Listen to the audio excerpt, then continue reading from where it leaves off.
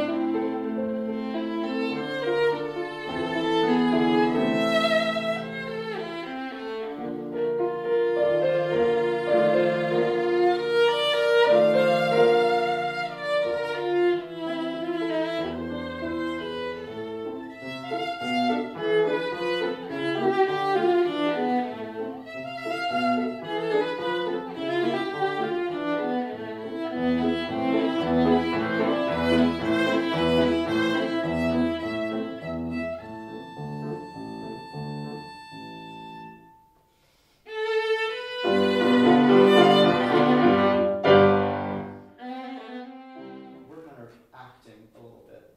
And part of what we do when we perform is act. Not to be insincere or fake, but we have to really show the different characters. And this piece is chock full of characters, and they sometimes change on a dime. And I feel like that quality is missing.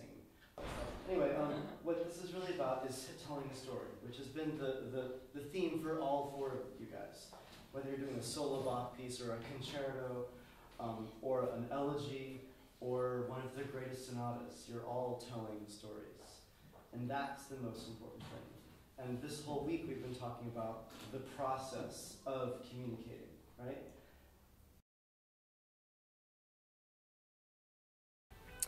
The students actually have come from all over. One came from Philadelphia, one came from the New York City area, one even came as far as South Africa. So it's been great, and they've been different ages. The oldest is 27 and the youngest is 15. So it's been such great fun, and they've all bonded together, which is great. That's one of the wonderful things about music and being a musician, is that there's this instant connection with people from all over the world, and they come together and they make music together. We've had a chance to walk around, take some hikes, experience incredible cuisine from the southern Provence area that we're in. The wine has been great. It's just been a wonderful retreat for us violists.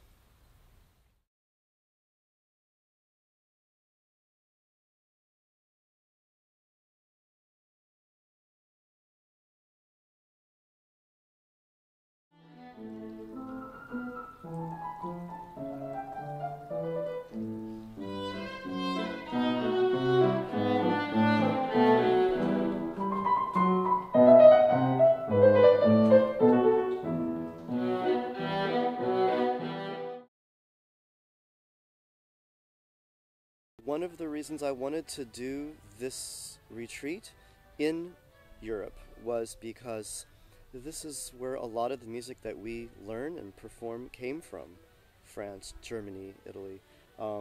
And there's something magical about getting up in the morning and hearing a rooster from next door and smelling a fresh baguette from the store, and having incredible coffee and cheese and homemade fig jam, and then beginning the day with some scales, and then going to have a lesson, and really working intensively. We have 1.5 hour, 2 hour lessons where we really get into detail.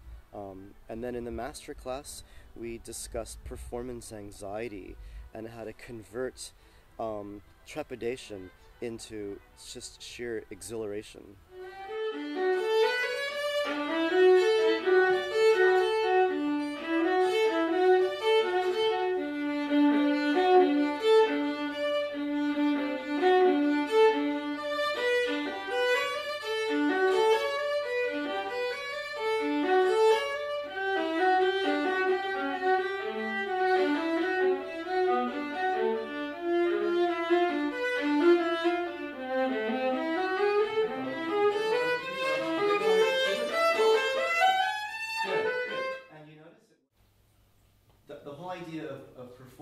is exhilarating and terrifying at the same time. And if we realize that those two feelings are in many ways the same chemical reaction, it's the same endorphin rush. And if you can try to convince yourself that being scared is the same thing as being excited, then maybe you'll perform better because you won't be worried about not messing up. You know, Okay. or I guess we're not messing up, right? Okay. Instead, you're just going to say, this is so much fun. You know, I'm playing this really old castle, and I'm playing Bach. I mean, it doesn't get any better. You know, it certainly didn't get any better for me as a listener. It's like, wow, I wish I was doing that.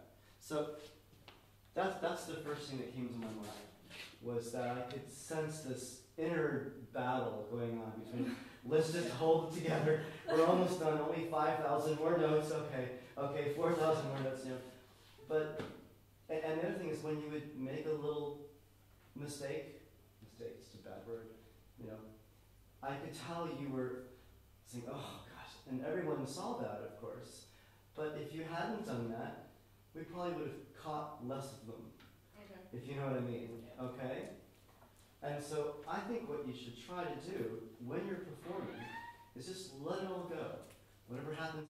The whole idea of the process of preparing for a concert, the process of warming up, the process of how to be your own best advocate in music, and that's an area where I'm very interested in, and I work with young professionals a lot with that, helping them to develop their own identity, to develop their own personality.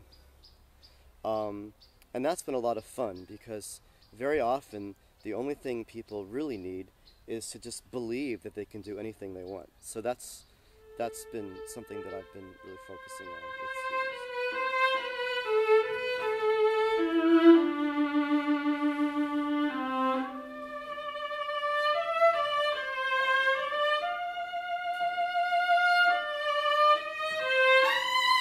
So we can have a huge range if we want to. Okay? Give it a try. Right? So try the subdivision and really connect to the next section.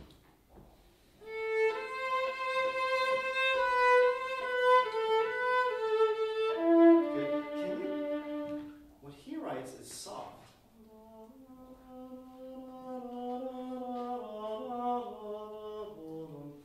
You did the almost exact opposite. I don't know if you realize that. Yeah. And I think of Primrose playing it, something like that. Okay. So the head breeze It's is very, yeah. it's kind of It's kind of windy. It's kind of windy there too. quiet and dark and a little cool. Dark. Excellent. This is intriguing me. Okay.